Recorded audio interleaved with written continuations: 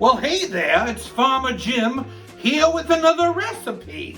I just love the state fair. And my favorite thing? Apple fritters. Well, you know what I'm gonna do today? I'm gonna take apple fritters and make apple fritter bread.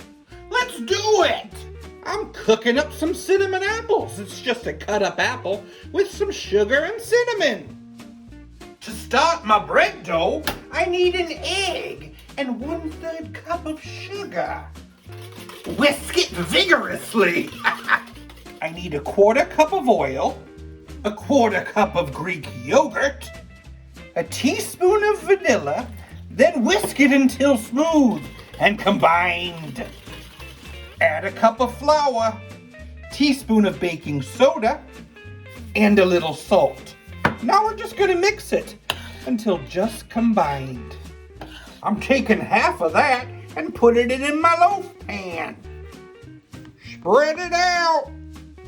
And half of that apple mixture as well. The rest of that dough comes next. Then the rest of those apples. I'm going to cover that with a cinnamon and sugar blend. I'm going to bake it in a 350-degree oven for about 45 minutes. If it looks like it's starting to brown, put some tin foil on it.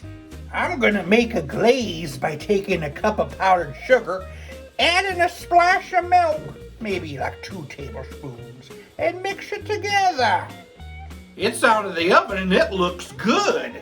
Time to let it cool down. Now I'm going to cover it with that glaze. Time to have a slice.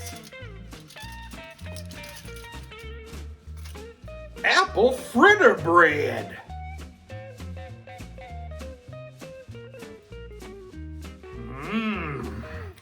Perfect. I love it.